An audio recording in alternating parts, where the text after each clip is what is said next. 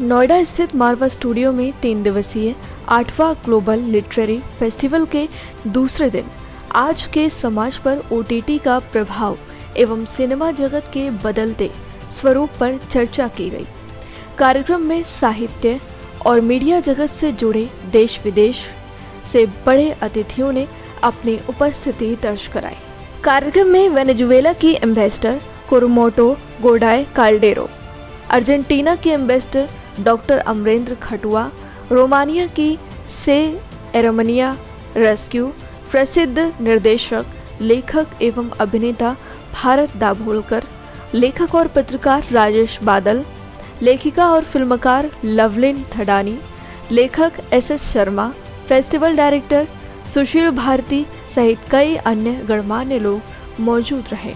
ICMEI के संस्थापक संदीप मारवा ने कार्यक्रम में उपस्थित सभी लोगों का धन्यवाद किया और कहा कि हमें लेखन कला को अपने अंदर विकसित करना चाहिए। जितना ज़्यादा लेखन कार्य होगा, आप उतना ज़्यादा ही सीखेंगे और आपके अंदर नए विचारों का सृजन भी होगा। आज हम समाज पर OTT के प्रभाव की चर्चा कर रहे हैं, जिसकी बहुत ही ज़रूरत है। आज के समय में लोगों ने लिखना छोड़ दिया है, जिसकी वजह से नए क्रिएटिव आइडिया में कमी हो रही है।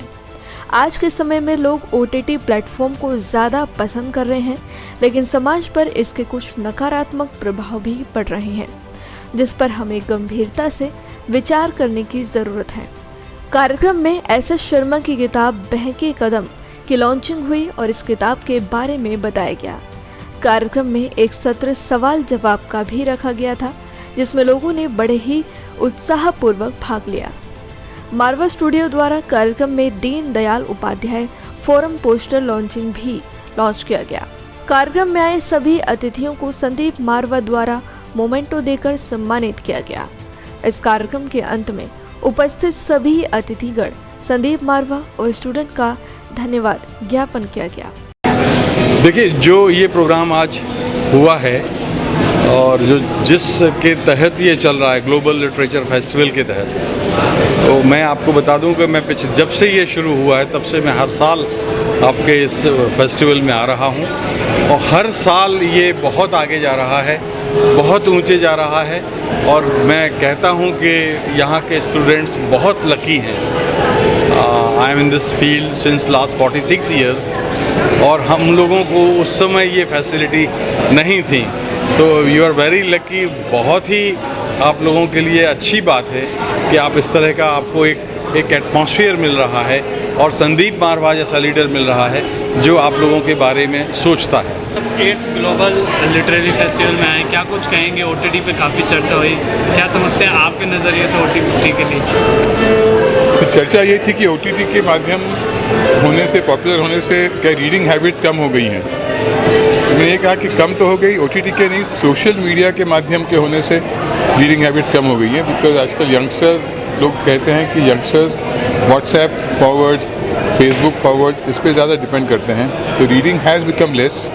रीडिंग, वॉचिंग न्यूज़ चैनल्स, ये सब जो चीज़ें थी पहले, तो पहले से बहुत कम हो गई हैं। But I am saying that it does not mean that you can't have a OTT platform teaching you. Students and the youngsters will have to divide time between reading, getting knowledge and watching entertainment. Entertainment is one aspect of your life, it's not your life. It's very important कि आप बाकी जो चीज़ें हैं, political चीज़ें हैं, social चीज़ें हैं, उसके बारे में पढ़ें या TV पे न्यूज़ आइटम्स में देखें, तो ये बहुत इम्पोर्टेंट है। आज जो फेस्टिवल है आप आए हैं, क्या एक्सपीरियंस किया? OTT पे काफ़ी चर्चा हुई, क्या समझते हैं OTT के महत्व को, आप क्या कहना चाहेंगे? OTT भी बहुत इम्पोर्टेंट है और बुक्स बहुत इम्पोर्टेंट है। अगर आप बुक्स अच्छी पढ़ते हैं तो आप अच्छा कंटेंट निकाल के कुछ बना सकते हैं। अब पढ़ेंगे नहीं तो कंटेंट कहाँ से आएगा? और पढ़ने से इनरिचमेंट तो होती है, सोल की होती है, इमेजिनेशन की होती है। फिर आप अपना लिखिए, अपना कुछ बनाइए, अपना कुछ करिए। तो I think both are important, both complement each other. कई बार आप OTT सीरीज देख के बहुत इंस्पायर हो जाते हो, तो मैं ये नहीं कह रही वो गलत है या ये गलत है, दोनों ही अपने आप में एक दूसरे को कॉम्प्लीमेंट करते हैं। Great experience. I discovered great students, a great school, and excellent management. of school. Great.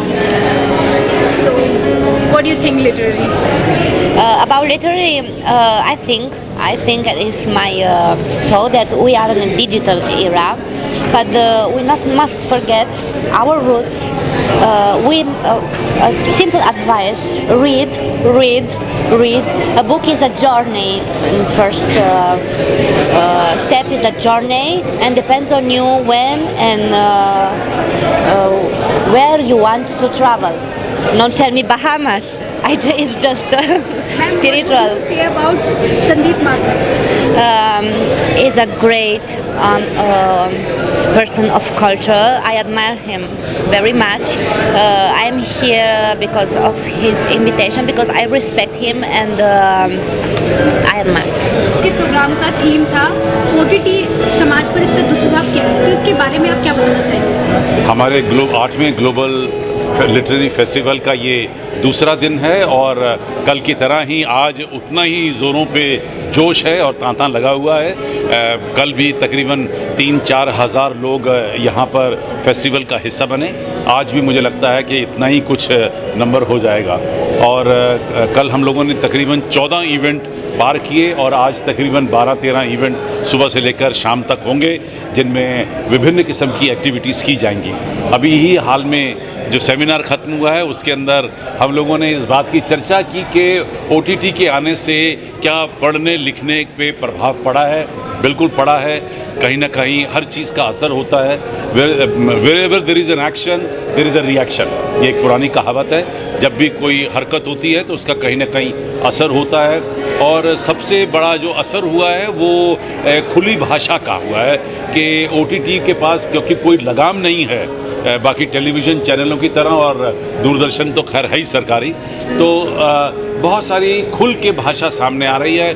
जो गली मोहल्ले की भाषा हुआ करती थी वो भी लोगों को सुनने, देखने और पढ़ने को मिल रही है। तो यहाँ जो है ज़रा सी तकलीफ़ हो रही है कि ये देश जो अपने संस्कारों के लिए, अपनी संस्कृति के लिए सारी दुनिया में मशहूर हुआ है, क्या हम अपनी संस्कारिक भाषा भूल जाएं?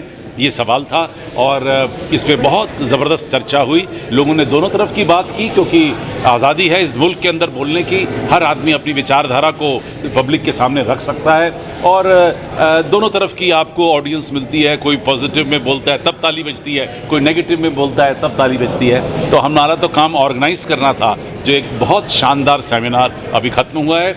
उसके साथ ही हम लोगों ने अभी स्टिल फ़ोटोग्राफ़ी की एग्जीबिशन की भी इनॉग्रेशन की है।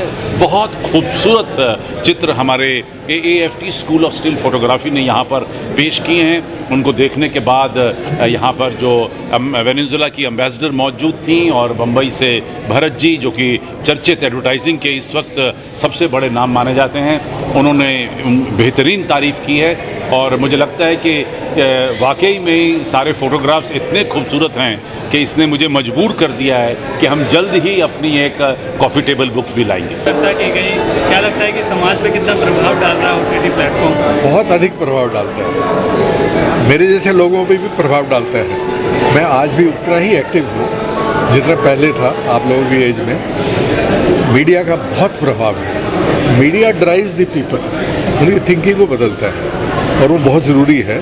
और ये भी ज़रूरी है कि मीडिया थोड़ा सा रिस्पॉन्सिबल भी, that is very important. Sir, आज आपकी किताब का भी विमोचन किया गया, हाँ। क्या कुछ कहेंगे किताब में क्या है, किस तरह की किताब है? किताब में मेरे ट्रैवल आर्टिकल्स हैं। मैं शुरू से मेरे को शौक़ रहा है यात्राएं करने का, भारत के अंदर, भारत से बाहर कई देशों में, और बहुत पहले से रहा है। लेकिन बाद में मैंने, और कैमरा मैं हमेशा साथ रखता था, बाद में मैंने महसूस किया आई कैन राइट। तो मैंने पहला आर्टिकल लिखा 3 Canadian beauties on visit to Canada. ये 3 शहरों पर है, तो वो एकदम से एक इंग्लिश मैगज़ीन में पब्लिश हो गया। मुझे लगा मैं भी लिख सकता हूँ और फिर मैंने लिखना शुरू किया। अब मैं हिंदी में भी लिखता हूँ, इंग्लिश में भी लिखता हूँ।